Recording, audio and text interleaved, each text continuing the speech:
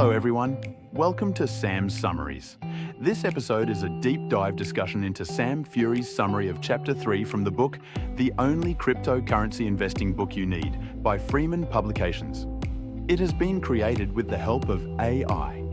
The chapter is titled Understanding the Cryptocurrency Ecosystem as we enter the third wave in 2022.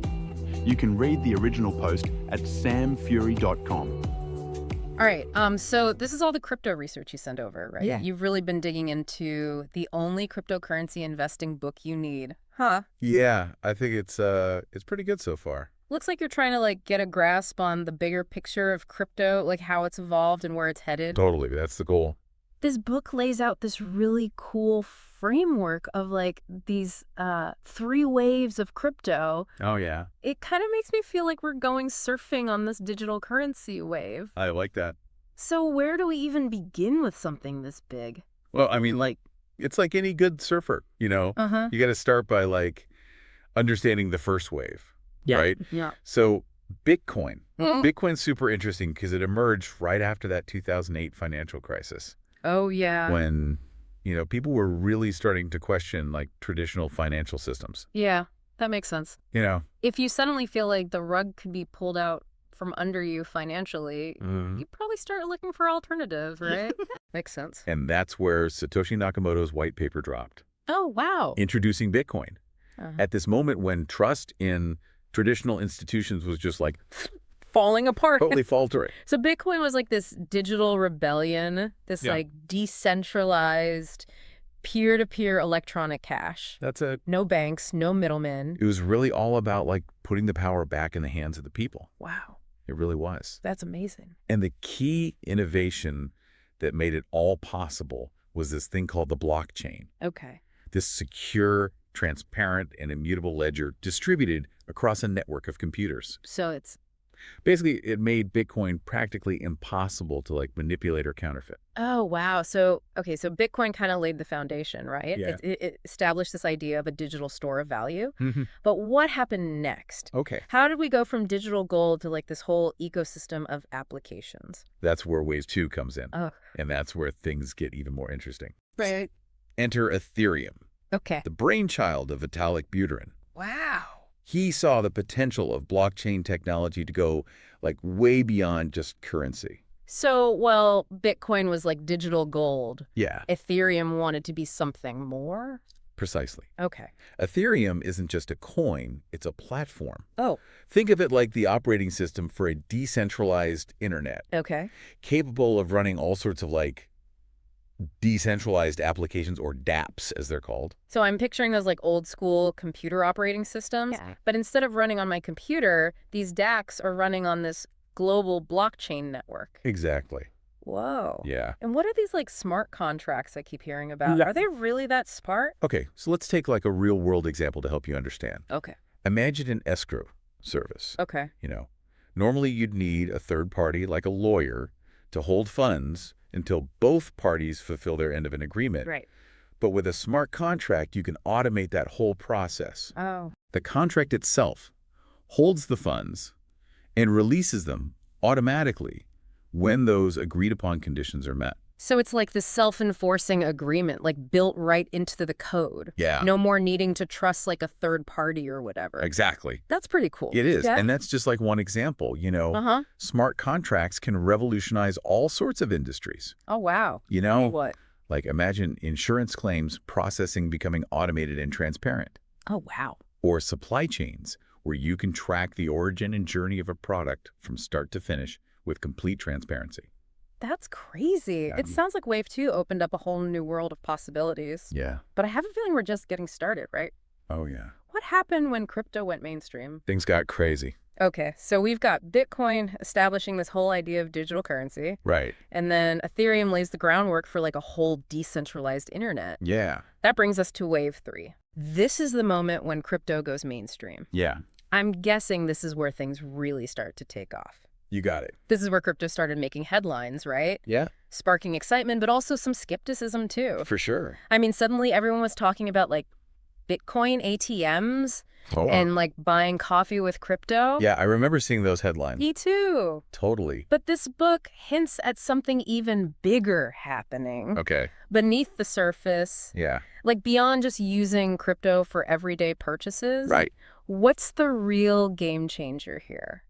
Well, two areas really stand out. Okay. Crypto lending Okay. and crypto gaming. All right, break it down for me. Sure. Let's start with crypto lending. Right? Is this like getting a loan from a bank, Sort of. but with Bitcoin instead of dollars? It's similar to like traditional lending, Okay, but with some key differences. gotcha. So imagine you have some crypto holdings, Okay. say some Ethereum. You can actually use that as collateral to borrow against. Oh, wow. So essentially you're getting a loan in another cryptocurrency or even traditional currency. Oh, that's interesting. Yeah. So instead of going through a bank and dealing with like credit checks and interest rates, Right. I'm basically using my crypto as like a guarantee for the loan. Yeah, exactly. But isn't that like incredibly risky? It can be. What if like the value of my Ethereum suddenly drops? Yeah, that's a valid concern. I feel like that could happen pretty easily. It could, crypto lending is definitely not without its risks. Yeah.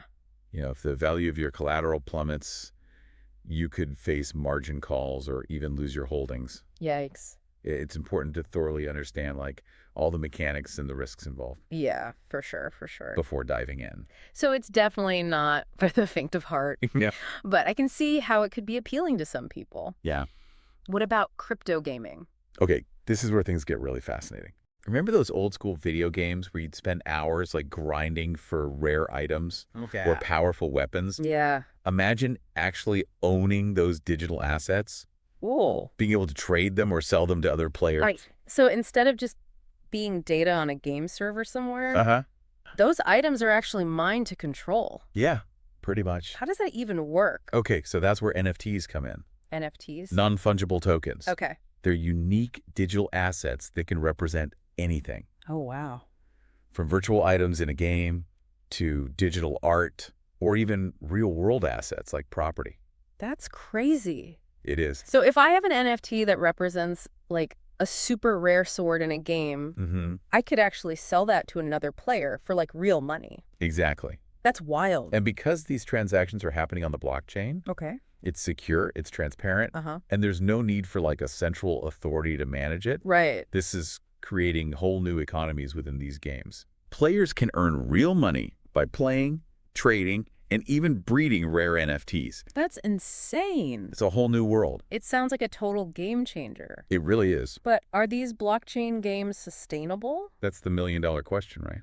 I mean, what happens when the hype dies down? It's still early days for crypto gaming. Right. And like any emerging technology, there are challenges to overcome, Okay. you know. So wave 3 is all about mainstream adoption, pushing crypto into our everyday lives, whether it's through lending, gaming, or even just buying that morning coffee with Bitcoin. Exactly. But you mentioned earlier that the book hinted at something even bigger than all of this. I did. Okay, so what is this like fourth wave all about? All right, so think of it as like a perfect storm of innovation, Okay. where different technologies are coming together to create a truly revolutionary paradigm shift. Okay. We're talking about the convergence of blockchain with artificial intelligence, the Internet of Things, and more. So it's not just about crypto in isolation. No. It's about how it interacts with all these other emerging technologies. It's the whole ecosystem. This is starting to sound like a science fiction movie. I know, right? It's pretty wild. It's definitely exciting. Yeah. It has the potential to like reshape the digital landscape as we know it. So like paint me a picture. Okay, imagine a world where devices can communicate with each other Uh-huh. securely and autonomously, Okay. where AI algorithms can analyze massive data sets in real time, Wow. and where blockchain ensures like transparency and trust in every transaction. Whoa. That's a lot to process. It is. Where does crypto fit into all of this? Good question. Is it just like one piece of the puzzle? It's actually more fundamental than that. Oh, wow. Cryptocurrency provides the foundation for a truly decentralized digital economy. Yep. It's the glue that allows these different technologies to interact seamlessly without needing central authorities or like intermediaries. Okay, so crypto is like the infrastructure that makes this whole vision possible. That's a good way to put it. I'm starting to get the bigger picture. Good. But like, what does this actually mean for us as individuals? Yeah. How will this like fourth wave impact our everyday lives? Okay, so the implications are huge. Okay. Imagine a world where you have complete control over your data, your finances, and your digital identity. Wow. A world where you can monetize your online activity without needing permission from like giant corporations, Mm-hmm. where you can access financial services without relying on traditional banks. That sounds incredibly empowering. It is. It also sounds a bit utopian. It does. Is this really achievable? It's definitely a bold vision, Right. and there are challenges to overcome. Okay. But the underlying technologies are already here. Wow. The momentum is undeniable. Yeah. What we're seeing is the beginning of a fundamental shift in how we interact with the digital world. This is all incredibly fascinating. It is. But I have to admit, it can feel a bit overwhelming. Yeah, it's a lot. There are so many different projects and technologies and concepts to wrap your head around. It's true. Where do we even begin to navigate this complex and rapidly changing landscape? The key is to just stay curious. Okay. Don't be afraid to dive in and explore different projects, learn about new technologies, and engage with the community. Right. The crypto world is vast and constantly evolving, but that's also what makes it so exciting. So embrace the change. Yeah. Stay curious. Stay curious. And don't get intimidated by the complexity. That's it. That's good advice for anyone trying to understand this space. Yeah, I think so. But I have a feeling there's more to this story. Oh, there is? What about the potential risks and challenges of this crypto revolution? Yeah, we should definitely talk about that. Yeah, so we've been talking about like this incredible potential, right, for crypto to like reshape the digital world. Definitely. But let's be realistic. Okay. There have to be some downsides. Yeah. Right? But- I mean, like every revolution has its challenges. So what are some of the risks Yeah. we should be aware of as we like dive deeper into this world? Well, one of the biggest concerns is volatility. Oh, yeah. Crypto prices can swing wildly, you know? I've heard stories of people making a fortune overnight, Oh, yeah. only to lose it all just as quickly. Happens all the time. Sounds like a roller coaster ride. I'm not sure I'm ready for.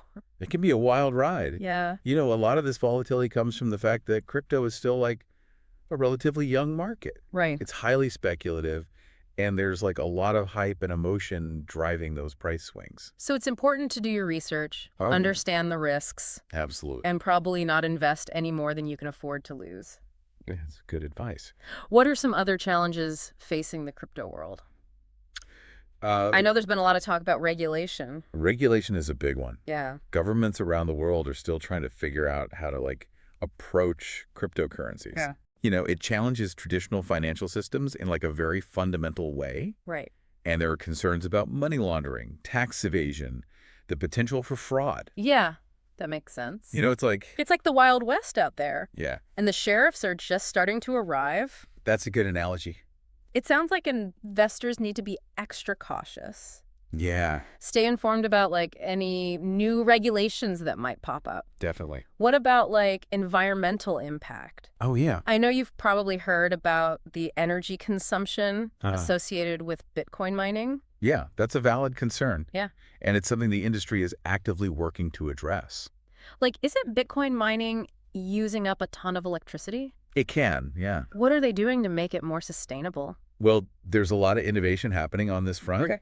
For example, some cryptocurrencies are moving away from the energy-intensive proof-of-work system that Bitcoin uses Okay. to like more efficient alternatives like proof-of-stake. So there are like more environmentally friendly options out there. There are, yeah. That's good to know. It is good to know.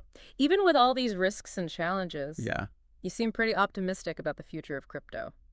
I am. What makes you so confident?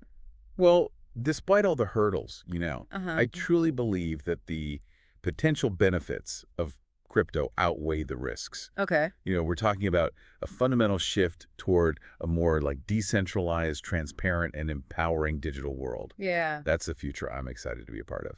I have to say, it's been an incredible journey exploring this whole world of crypto with you. It has been fun. Yeah, we've gone from like the birth of Bitcoin Mm-hmm. to this mind-blowing vision of a decentralized future Crazy. powered by blockchain, AI, and all sorts of other cutting-edge technologies. That's right. It's a lot to take in, It is. but it's definitely inspiring. It is inspiring. Okay. Yeah, it's been my pleasure sharing this journey with you. Of course. And remember, this is just the beginning. The future of crypto is being written right now. Yeah, We all have a role to play in shaping it. that's a great note to end on. Thanks for tuning in to Sam's Summaries. If you found this episode useful, let us know with a like, follow, and share. Also, if you haven't already, be sure to visit samfury.com to get free access to all of Sam's original summaries, which you can download as PDFs, as well as other exclusive content. It's all completely free at samfury.com.